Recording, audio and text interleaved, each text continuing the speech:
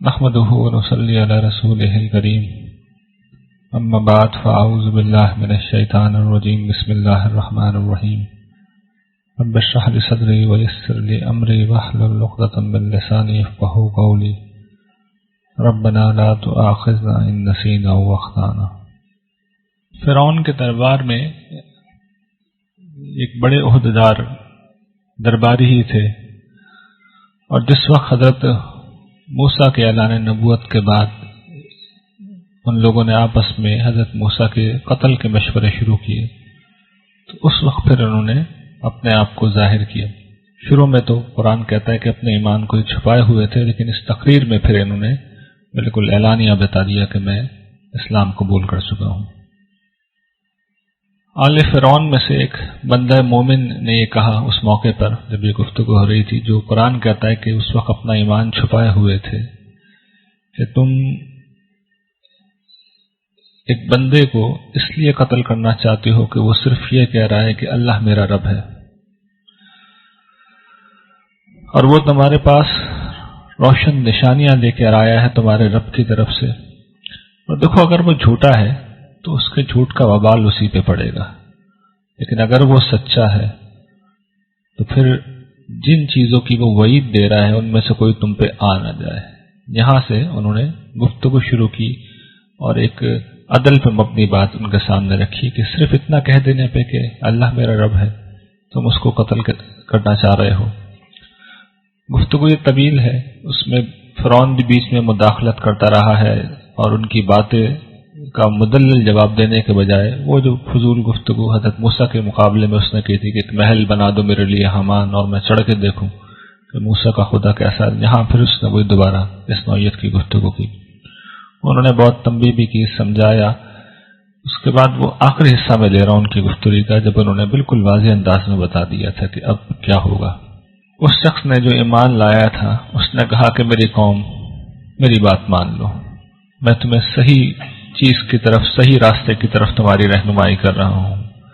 میری قوم دیکھو، یہ دنیا کی زندگی چند دن کی متاع ہے، چند روزہ سامان ہے، اور دیکھو وہ جو آخرت کا گھر ہے وہ ہمیشہ باقی رہنے والا ہے، اور اس روز جس شخص نے کسی برائی کا ارتکاب کیا ہوگا اسے اتنا ہی بدلہ ملے گا، اور جس نے نیکی کا کام کیا ہوگا چاہے مرد ہو یا عورت اور وہ مومن بھی ہو تو وہ جنت میں داخل ہوں گے، اور انہیں رزق دیا جائے گا بغیر حساب، یعنی اللہ تعالیٰ کی بے حد و حساب نعمتیں ان پہ ہوں گی۔ اور میری قوم یہ کیا ہو رہا ہے کہ میں تو تمہیں نجات کی طرف بلا رہے ہوں اور تم مجھے آگ کی طرف بلا رہے ہو، تم مجھے اس بات کی طرف بلا رہے ہو کہ میں اللہ کی بارگاہ میں انکار کروں اور اس کے ساتھ ان چیزوں کو شریک کروں جن کے بارے میں مجھے کوئی علم نہیں ہے، اور میں تمہیں ایک زبردست اور معاف کرنے والی ہستی کی طرف بلا رہا ہوں۔ اس میں کوئی شک نہیں کہ جن چیزوں کی طرف تم مجھے بلا رہے ہو ان کو پکار کرنا دنیا میں کوئی فائدہ ہونے کا ہے اور نہ آخرت میں، اور دیکھو ہم سب کو لوٹ کر اپنے رب کے حضور جانا ہے، اور جو حد سے گزرنے والے ہیں وہاں وہ عذاب کا شکار ہوں گے، وہ آگ والے ہوں گے۔ اور دیکھو جو آج میں تم سے کہہ رہا ہوں بہت جلد تم اسے یاد کرو گے، اور اب اپنا معاملہ میں اللہ کے سپرد کرتا ہوں، وہ اپنے بندوں کو دیکھنے والا ہے، یعنی انہیں معلوم ہو گیا تھا کہ جو تقریر میں نے کر دی ہے اس وقت، اس کے بعد آپ یہ مجھے چھوڑیں گے نہیں۔ اس کے بعد اللہ تعالیٰ یہ یقین دہانی کرا رہے ہیں اور یہ بتا رہے ہیں کہ ہم نے بچا لیا، اللہ نے اس سے بچا لیا ان چالوں کے شر سے جو آل فرعون نے اس کے خلاف کی، اور جو آل فرعون تھے ان کو بدترین عذاب نے اپنے گھیرے میں لے لیا۔ یہاں خاص طور پر میں چاہتا ہوں ان صحاب کی اس بات کی طرف آپ توجہ کریں جو انہوں نے کہی تھی، میری قوم دیکھو یہ دنیا کی زندگی جو ہے چند روز کی متاع ہے، اور آخرت کا گھر ہمیشہ باقی رہنے والا ہے۔ یہ 1300 قبل مسیح میں انہوں نے بات کہی تھی کھڑے ہو کے، اور اس کے چند برس کے اندر اندر دیکھیے ان کی بات پوری ہو گئی۔ فرعون کی ساری بادشاہی، سارا لشکر سب واقعتاً چند روزہ ہو گیا۔ تو میں ہمیشہ دوستوں کو توجہ دلاتا ہوں کہ جو بات 1300 قبل مسیح میں کہی گئی پوری ہو گئی، 625 میں کہی گئی پوری ہو گئی، تو اس طریقے سے جو 2009 میں کہی جا رہی ہے وہ بھی پوری ہو جائے گی۔ قرآن تو ہمیشہ جو بات کہتا ہے وہ پوری ہوگی، اور ہم میں سے کون ہے جو 100 برس بعد اس دنیا میں موجود ہوگا؟ سب ختم ہو جائیں گے، اس کے بعد ہمیشہ باقی رہنے والا گھر رہے گا، یا اس بندہ مومن کے الفاظ کے بہت جلد تم یاد کرو گے جو آج میں تم سے کہہ رہا ہوں۔ پھر فرعون کے معاملے میں بتایا گیا ہے کہ اس کے ساتھ کیا معاملہ ہوگا، اور پھر یہ رسول اللہ صلی اللہ علیہ وسلم پہ واضح کیا گیا ہے، آپ کے ساتھیوں پہ اور کفار پہ بھی، کہ رسولوں کے معاملے میں اللہ کا ضابطہ کیا ہے۔ ہم ان کی مدد کریں گے، ہم مدد کرتے ہیں اپنے رسولوں کی اور رسولوں پہ ایمان لانے والوں کی، اس دنیا میں بھی اور اس روز بھی جب گواہی دینے والے کھڑے ہوں گے۔ یہ رسولوں کے باب میں غیر متبدل اللہ کا ضابطہ ہے، ان کی ہمیشہ مدد کی جاتی ہے، اور اس لیے کی جاتی ہے کہ مجھے اور آپ کو یہ بتایا جائے کہ اللہ تعالیٰ اس دنیا کو بنانے کے بعد کہیں پردہ غیب میں مستقل مستور نہیں ہو گئے ہیں، وہ مداخلت کرتے ہیں وقفے وقفے سے، اور ہمیں یقین دلایا جائے کہ ایک دن آئے گا جب وہ پردہ اٹھا کے سامنے آ جائیں گے۔ سورت کے خاتمہ پر توحید و آخرت کی دعوت ہے، اس کے دلائل ہیں، اور کفار کو عذاب کی تنبیہ کی گئی ہے۔ وہی دلیل جو پہلے بھی دی جا چکی ہے کہ آسمان و زمین کی پیدائش جو ہے وہ انسانوں کو پیدا کرنے سے زیادہ مشکل ہے۔ تمہیں اگر یہ بہت دور کی بات لگ رہی ہے انسانوں کو پیدا کرنا، تو یہ دیکھ لو اتنی بڑی دنیا ہم نے بنائی ہوئی، اور ابھی میں نے اس دنیا کی جو تفصیل آپ کے سامنے رکھی ہے اس کے بارے میں گھر جا کے ذرا سوچئے گا۔ یہ جو فاصلے میں نے صرف گنوائے ہیں، یہ جو وسعتیں میں نے بیان کی ہیں، اور یہ کسی بھی آپ کو سائنس کی اچھی کتاب میں مل جائیں گی۔ آپ اندازہ کیجئے کہ جو رب اتنی بڑی کائنات کو چلا رہا ہے، اس کی عظمت، اس کی بڑائی، اس کی کبریائی کے کیا کہنے۔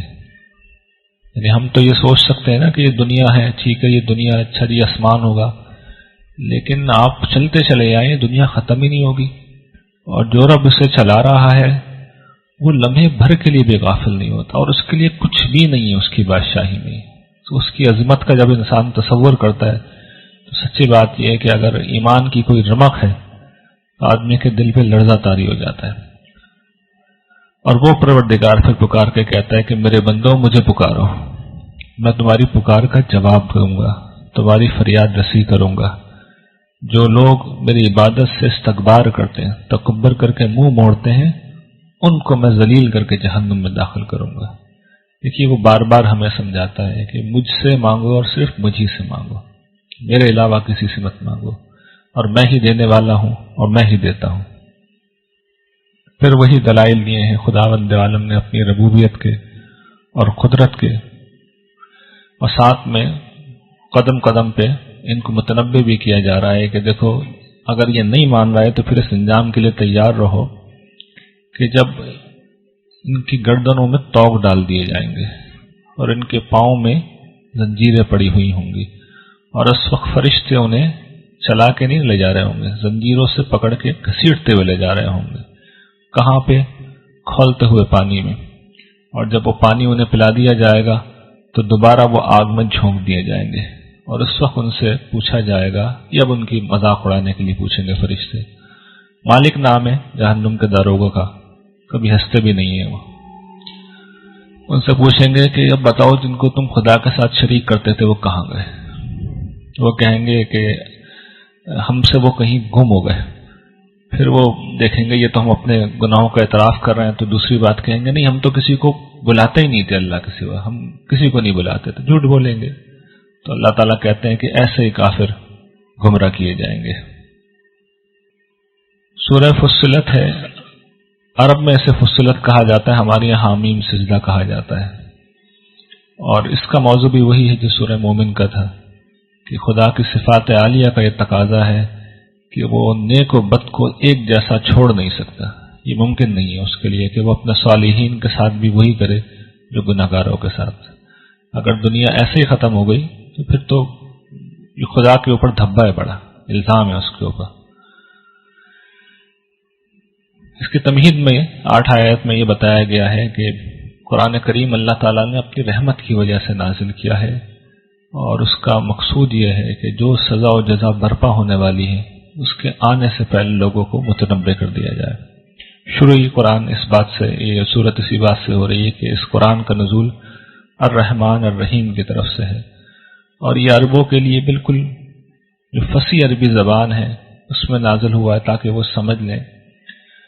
ان کو خوشخبری دے رہا ہے جنت کی، ان کو جہنم کے عذاب سے خبردار کر رہا ہے، مگر انسانوں کی اکثریت نے اعراض کر لیا ہے، نظر انداز کر دیا ہے، اور وہ سن کے نہیں دے رہے. اس کے بعد اگلی فصل جو 946 تک ہے، اس میں یہ بتایا گیا ہے کہ قرآن کی دعوت کیا ہے، کیا اس کے دلائل ہیں، لوگوں کو انذار و تبشیر بھی کیا گیا ہے، رسول اللہ صلی اللہ علیہ وسلم کو صبر کی تلقین بھی ہے، اور ساتھ میں یہ کفار جو سوالات اٹھا رہے تھے اس کے جواب بھی دیے گئے ہیں. شروع گفتگو یہیں سے ہوتی ہے اللہ تعالیٰ کی قدرت کے بیان سے کہ تم اس کا انکار کرتے ہو جس نے زمین کو 2 دنوں میں بنایا. پھر مختلف جو مدارج ہیں کائنات کے، تخلیق کائنات کے، ان سب کو بیان کیا گیا ہے، اور اس کی پس منظر میں وہی بات ہے کہ یہ جو قدرت والا رب ہے اسی کی عبادت ہونی چاہیے. اور اگر یہ اعراض کر رہے ہیں تو ان سے کہہ دو کہ میں تمہیں ویسے ہی کڑک سے خبردار کرتا ہوں جو عاد و سمود پہ آئی. اور دونوں کے ساتھ کیا معاملہ ہوا، رسول آئے، دعوت دی، تو عاد نے کیا جواب دیا؟ انہوں نے کہا کہ یہ بتاؤ کہ ہم سے زیادہ طاقتور اس وقت کون ہے؟ قرآن کہتا ہے نا لم یخلق مثلھا فی البلاد، ان جیسے پیدا نہیں ہوئے تھے، بڑے بڑے تنومند ان کے جسم تھے، بڑی بڑی عمارتیں بناتے تھے.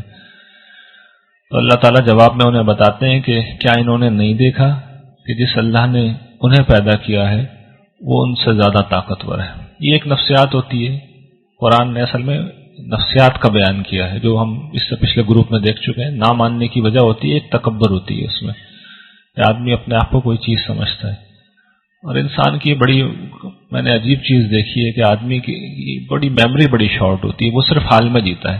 حال میں اگر صحت ہے تو اسے بیماری یاد نہیں رہتی، حال میں اگر طاقت ہے تو اسے کمزوری یاد نہیں رہتی، حال میں اقتدار ہے تو اسے بے بسی یاد نہیں رہتی. یہ انسان کے ساتھ مسئلہ ہے. تو اللہ تعالیٰ اسی لیے وقفے وقفے سے انسان کو بیماریوں سے بھی گزارتے ہیں، کمزوری بھی آتی ہے اس کے اوپر، انسان کے اوپر مفلسی بھی آ جاتی ہے کہ انسان اپنے آپ کو خدا نہ سمجھنے لگے.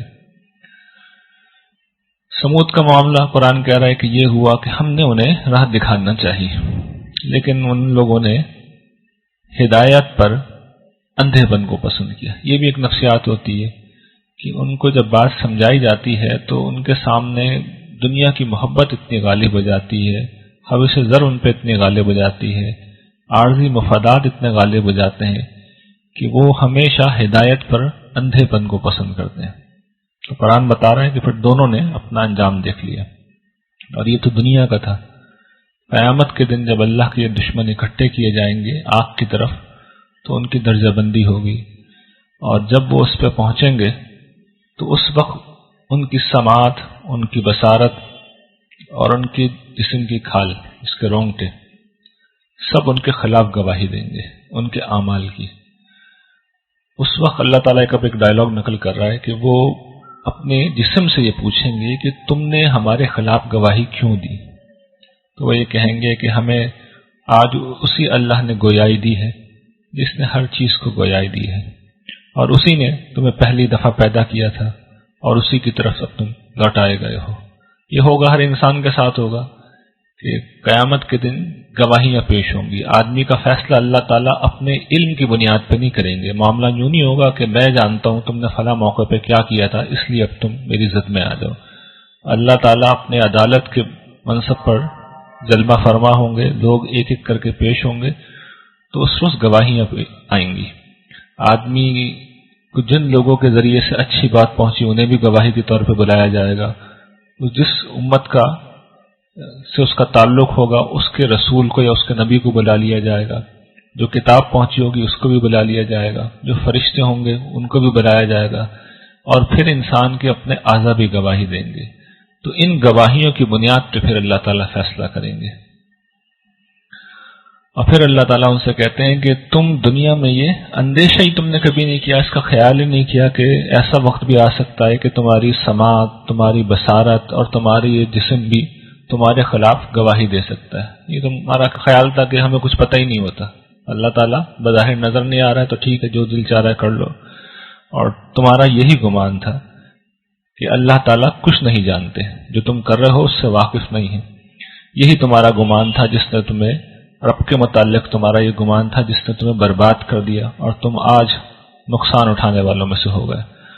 تو اگر تم صبر کر رہے ہو تو اچھی بات ہے، لیکن صبر کرنے کے لیے بھی کیا ہے؟ آگ کا ہی ٹھکانہ ہے۔ اور اگر آج تم معافی مانگتے ہو تو یاد رکھ لو کہ معافی آج تمہیں کسی صورت میں نہیں ملے گی۔ رسول اللہ صلی اللہ علیہ وسلم کی دعوت کو کمزور بنانے کے لیے کفار نے ایک اور حربہ بھی اختیار کر رکھا تھا، وہ یہ کہ جہاں رسول اللہ صلی اللہ علیہ وسلم قرآن کریم کو پڑھنا شروع کرتے تو وہ جمع ہو جاتے، اپنے غنڈوں کو، لونڈے لپاڑوں کو بھیج دیتے کہ جاؤ اور اب خوب شور مچاؤ۔ تو اس پہ قرآن یہ تبصرہ کر رہا ہے کہ یہ لوگ کہتے ہیں، کفار یہ کہتے ہیں کہ اس قرآن کو مت سنو اور خوب ہنگامہ کرو تاکہ تم ہی غالب ہو۔ تو اللہ تعالیٰ کہتے ہیں کہ ان کو چکھائیں گے ہم عذاب شدید کا مزہ اور بدلہ دیں گے، برا بدلہ ان کے اعمال کا۔ اور اس موقع پہ پھر واقعہ کیا ہوگا؟ لیڈرز اور ان کے پیروکار سب اکٹھے ہوں گے، تو یہ جو کفار ہوں گے، یہ جو عوام الناس ہوں گے کفار کے، وہ کہیں گے پروردگار آپ ہمیں ذرا ان لوگوں کو دکھا دیں۔ اس وقت جمگٹا ہوگا بڑا، نظر نہیں آ رہے ہوں گے لوگ، جو متعلق آدمی جس کو گمراہ کیا، تو وہ یہ کہیں گے پروردگار جی ذرا بتا دیجئے ہمارے زمانے کی لیڈرشپ کہاں ہے، ہم ان کو دیکھنا چاہتے ہیں، انسانوں میں سے ہو یا جنوں میں سے۔ آج ہم یہ چاہتے ہیں کہ انہیں اپنے پاؤں کے نیچے کچل کے رکھ دیں ہم، اور ان کو ذلیل کریں، اس لیے کہ ان کی وجہ سے آج ہم اس انجام کو پہنچے ہیں۔ اس کے برعکس جو اہل ایمان ہیں ان کا معاملہ کیا ہے؟ اللہ تعالیٰ کہتے ہیں کہ ان کے لیے کیا ہے؟ جو لوگ جنہوں نے یہ کہا کہ اللہ ہمارا رب ہے اور اس بات پہ وہ جم گئے، ان پہ فرشتے نازل ہوں گے اس پیغام کے ساتھ، اس بشارت کے ساتھ کہ تمہارے لیے کوئی خوف نہیں ہے، نہ حزن ہے، اور تمہارے لیے جنت کی خوشخبری ہے جس کا تم سے وعدہ کیا جا رہا تھا۔ ہم دنیا میں بھی تمہارے رفیق رہے اور آخرت میں بھی تمہارے ساتھی ہیں، تمہارے لیے آج وہ سب کچھ ہے جو تم چاہو اور وہ سب کچھ جو تم مانگو۔ یہ جنت کی کامل ترین تعبیر ہے، جو دل چاہے گا وہ مل جائے گا، جو مانگو گے وہ دے دیا جائے گا، اگر مگر کی کوئی گنجائش نہیں ہوگی۔ یہ دنیا میں تو اللہ تعالیٰ، میں پہلے بھی عرض کر چکا ہوں کہ دعاؤں کے معاملے میں وہ اپنی حکمت کو پیش نظر رکھتے ہیں، لیکن جنت میں جانے کے بعد انسان جو مانگے گا اس کو فوراً مل جائے گا۔ اور اللہ تعالیٰ کہتے ہیں یہ تو ضیافت کا ابتدائی سامان ہے، اصل بادشاہی جو انسانوں کے خواب و خیال میں نہیں گزری وہ تو اس کے بعد آئے گی، اس بستی کی طرف سے جو غفور بھی ہے اور رحیم بھی ہے۔ اور پھر یہ فرماتے ہیں کہ اس سے اچھی بات کس کی ہے جس نے اللہ کی طرف بلایا اور عمل صالح کیا اور یہ کہا کہ میں مسلمانوں میں سے ہوں۔ اور دیکھو برائی اور بھلائی برابر نہیں ہو سکتی، تو برائی کو ایک اچھی بات سے دور کرو تو تمہارے اور اس کے درمیان، تمہارے اور جس شخص کے درمیان عداوت ہے، تم دیکھو گے کہ وہ دور ہو جائے گی اور وہ ایسا ہو جائے گا جیسے کہ تمہارا گہرا دوست۔ اور یہ حکمت اور دانائی نصیب نہیں ہوتی مگر ان لوگوں کو جو صبر کریں، اور یہ نہیں ملتی مگر ان کو جو نصیبے والے ہیں۔ یعنی دین کی دعوت کا کام کرنے والے لوگ اللہ تعالیٰ کہہ رہے ہیں کہ وہ اس سے اچھی بات کسی کو ہو ہی نہیں سکتی، دین کی دعوت نہیں، قرآن کے الفاظ ہیں جو اللہ کی طرف بلا رہا ہو، اس لیے کہ دین کی دعوت کے نام پر تو بہت کچھ ہوتا ہے، اللہ کی طرف قرآن کے الفاظ ہیں ممن دعا الی اللہ، جس نے اللہ کی طرف بلایا، یہ واضح کر لیجئے۔ اور عمل صالح کیا، عمل صالح میں بیان کر چکا ہوں کہ قرآن خود بیان کرتا ہے جگہ جگہ، جو عمل صالح خود قرآن نے چھوڑا نہیں ہے کسی پہ، بیان کیے اسے، اعلیٰ اخلاقی رویے کو کہتے ہیں۔ اور اس عمل میں ظاہر ہے کہ ریئیکشن بھی ہوتا ہے، برا بھلا بھی سننے کو ملتا ہے، تو قرآن طریقہ یہ بتا رہا ہے کہ صبر سے، برداشت سے، برائی کا جواب برائی سے نہ دو، بھلائی سے دو، تو تم دیکھو گے کہ دشمنی ختم ہوگی اور دوستی ہو جائے گی، لیکن اس کے لیے صبر کرنا پڑتا ہے۔ شیطان اگر کوئی اکساہٹ پیدا کرے تو اس کا طریقہ یہ ہے اللہ کی پناہ مانگو، وہ سننے والا بھی ہے، علم رکھنے والا بھی، اس لیے کہ شیطان غصہ دلاتا ہے، تو صبر دائی کا ہتھیار ہوتا ہے۔ پھر اللہ تعالیٰ اپنی وہی نشانیوں کا بیان، ان کی قدرت کی، ربوبیت کی نشانیاں ہیں، اور اسی بیچ میں بتایا گیا ہے کہ یہ قرآن کریم کتاب عزیز ہے، ایک زبردست کتاب ہے، ایک ایسی کتاب ہے جو شیاطین کی پہنچ سے باہر ہے، اور اس کے اندر باطل نہ آگے سے آ سکتا ہے نہ پیچھے سے آ سکتا ہے، اور یہ ایک ایسی ہستی کی طرف سے نازل ہوئی ہے جو حکیم بھی ہے اور جو سزاوار شکر بھی ہے۔ یہ قرآن کریم کا ایک معجزہ ہے، اور میں پورے اعتماد سے آپ کو یہ ذاتی تجربے کی بنیاد پہ بات بتا رہا ہوں کہ کوئی گمراہ بات، کوئی شخص کتنی بھی دلیل لے کے آ جائے، قرآن کریم اس کو اگل کے پھینک دے گا۔ قرآن کریم صحیح بات بتانے میں اتنی شاندار کتاب ہے کہ آپ اس کا اندازہ ہی نہیں کر سکتے۔ وہ بات کو درجنوں اسالیب سے بیان کرتا ہے، اور کسی پہلو سے کوئی بھی گمراہ کن نقطہ نظر ہو قرآن کریم سے اس کو کسی صورت میں ثابت نہیں کیا جا سکتا۔ یعنی مسلمانوں میں مجبوری ہے نا لوگوں کی کہ آخری بات قرآن سے کریں۔ قرآن کی طرف جیسے کوئی غلط بات لے کے آئی جاتی ہے قرآن اگل کے پھینک دیتا ہے۔ یہ اس کتاب کا کمال ہے۔ اور یہ صرف سنی سنائی بات نہیں کہہ رہا، میں پورے اعتماد کے ساتھ اپنے ذاتی تجربے کی بنیاد پہ کہہ رہا ہوں کہ کوئی گمراہ کن بات قرآن کی بنیاد پر رکھی نہیں جا سکتی۔ اور اس صورت کے خاتمے پر کفار کو تنبیہ ہے اور یہ پیشگوئی ہے کہ اب جس دعوت کو پیش کیا جا رہا ہے وہ بالکل اسٹیبلش ہو جائے گی تھوڑے عرصے میں۔ اس کا آغاز انہی نشانیوں سے ہوتا ہے، اور پھر انسانوں کے ایک رویے کی طرف اشارہ ہے۔ کفار کا اصل میں یہ رویہ تھا کہ جب ان پہ نعمتیں کی جاتی ہیں تو وہ منہ پھیر لیتے ہیں، اور جب ان کو کوئی تکلیف پہنچتی ہے تو لمبی لمبی دعائیں کرتے ہیں۔ تو دیکھیے یہ تو ایک بالکل فطری بات ہے، انسان جب تکلیف میں ہوگا تو اللہ سے کوئی پکارے گا، اللہ کوئی دعا کرے گا، اللہ کی بارگاہ میں ہی رجوع کرے گا۔ اس پہ تو اعتراض نہیں ہے، مسئلہ دوسری بات کے اوپر ہے کہ جب نعمتیں مل رہی ہوتی ہیں تو انسان کا رویہ بالکل تکبر پہ مبنی ہو جاتا ہے۔ تو جن لوگوں کا یہ رویہ ہے اصل میں وہ کنڈیم کیے جا رہے ہیں۔ ہر آدمی کنڈیم نہیں کیا جا رہا، نہ اس بات کو کنڈیم کیا جا رہا ہے کہ مشکلوں میں اللہ کو نہ پکارو۔ یہ رویہ اصل میں وہ ہے کہ صرف مشکل میں ہی اللہ کو پکارنا، اس کے علاوہ اسے بھولے ہوئے۔ کون سا اللہ، کیسا حکم، کیسی اطاعت، کیسا ایمان، کیسا اخلاق، کچھ نہیں۔ تو ایسے لوگوں پہ اللہ تعالیٰ ناراض ہوتے ہیں۔ اور یہ آخری بات کہی جا رہی ہے کہ اب ہم انہیں دکھائیں گے آفاق میں بھی اور ان کی اپنی جانوں کے اندر بھی اپنی نشانیاں، یہاں تک کہ ان پہ واضح ہو جائے گا کہ یہ قرآن حق ہے۔ کیا ان کے لیے یہ بات کافی نہیں کہ ان کا پروردگار جو ہے وہ ہر چیز کے اوپر شہادت رکھنے والا، ہر چیز پہ گواہ ہے؟ یہ وہ سارے اشارے ہیں، یعنی پیچھے جو پیشگوئیاں کی گئی تھی کہ یہ لشکر ہے شکست کھائے گا، یا پیچھے سورہ روم میں ہم جو دیکھ چکے ہیں آفاق کے اندر کہ 9 برس کے اندر اندر رومی سلطنت جو مغلوب تھی وہ غالب ہو جائے گی۔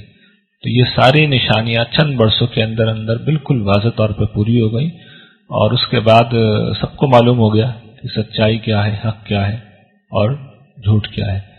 لیکن اس گفتگو کے اختتام پر میں آپ لوگوں کو ایک جسے کہتے ہیں کہ فوڈ فار تھاٹ دے رہا ہوں۔ یہ بتائیے کہ ہم پہ واضح ہے یا نہیں ہے؟ ہم پہ واضح ہوا، یہ تو کفار کی بات تھی نا، ان پہ واضح نہیں ہے۔ ہم پہ اگر واضح ہے تو اب یہ بتائیے کہ پھر ہمارا رویہ کیا ہونا چاہیے؟ ہمیں وہ بننا چاہیے یا نہیں بننا چاہیے جو اللہ تعالیٰ چاہتے ہیں؟ یہ وہ بات ہے جس کا ہمیں اس رمضان میں میرے خیال میں فیصلہ کرنا چاہیے۔ وآخر دعوانا الحمدللہ رب العالمین۔